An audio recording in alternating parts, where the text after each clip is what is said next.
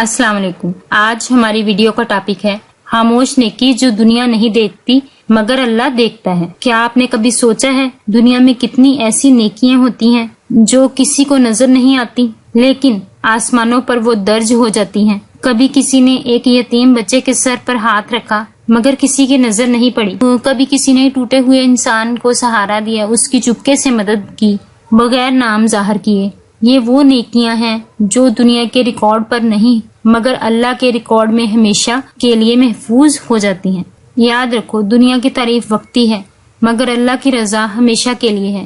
آج ہم بات کریں گے خاموش نیکی کی. ایسی نیکی جو شور نہیں مچاتی, ایسی نیکی جو دنیا کو نہیں بتاتی لیکن اللہ کے ہاں سب سے زیادہ قیمتی ہوتی ہے. ایک گاؤں میں ایک مزدور تھا, دن بھر اینٹیں اٹھاتا, پسینہ بہاتا. ایک دن اس نے دیکھا گاؤں کی ایک بیوہ عورت کے گھر میں فاقہ ہے. اس کے گھر کھانے کو کچھ نہیں ہے, اس کے بچے بھوکے بیٹھے ہوئے ہیں. اس نے اپنی کمائی میں سے آدھی روٹیاں چپکے سے اس کے دروازے پر رکھ دی اور دروازے سے دور ہٹ گیا. بیوہ نے جب کھانا دیکھا تو آسمان کی طرف ہاتھ اٹھا کر کہا, یا اللہ تو نے سن لی. دنیا نے نہیں دیکھا, کوئی اخبار میں نہیں آیا مگر ایک فرشتے نے لکھ دیا. اس نے اللہ کے لیے دیا, دنیا کے لیے نہیں. یہ ہے خاموش نیکی.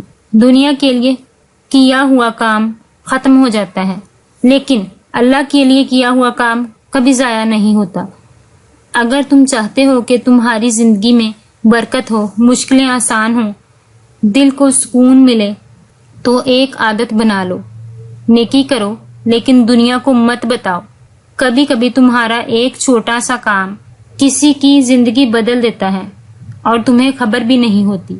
حضرت علی رضی اللہ عنہ کے دور میں ایک شخص رات کے وقت اندھیرے میں کسی کے دروازے پر آٹا اور کھجوریں رکھ کر آتا تھا. لوگ نہیں جانتے تھے یہ کون ہے. یہ سلسلہ سالوں چلتا رہا. جب حضرت علی رضی اللہ عنہ کا انتقال ہوا تب پتہ چلا کہ وہ شخص خود حضرت علی رضی اللہ عنہ تھے. یہ ہے اصل نیکی جو دنیا سے چھپی ہو لیکن اللہ کے سامنے روشن ہو. شور مچانے والے دریا اکثر کھوکھلے ہوتے ہیں اور خاموش نیکیاں سب سے گہری ہوتی ہیں. جب تم دنیا کی نظر سے بچا کر نیکی کرتے ہو تب تم اللہ کی نظر میں سب سے قیمتی ہو جاتے ہو اور تمہارا راز, تمہاری نیکی دونوں اللہ کے سپرد کر دو اور دیکھو وہ تمہارے لیے کیسے معجزے کرتا ہے. ایک نوجوان مدینہ میں رہتا تھا. ہر رات اندھیرے میں مسجد کے قریب کنویں سے پانی بھرتا اور غریبوں کے گھروں کے برتن بھر آتا. کسی کو نہیں پتا تھا یہ کون ہے. سالوں بعد جب وہ دنیا سے گیا تو تب لوگوں کو اس کا راز معلوم ہوا کہ کون آدمی تھا جو ان کے برتنوں میں پانی بھر کر جاتا تھا. سوچو اگر وہ یہ بات سب لوگوں کو بتا دیتا تو شاید تعریفیں مل جاتی لیکن اللہ کے ہاں وہ مقام نہ ملتا جو چھپ کر نیکی کرنے سے ملتا ہے.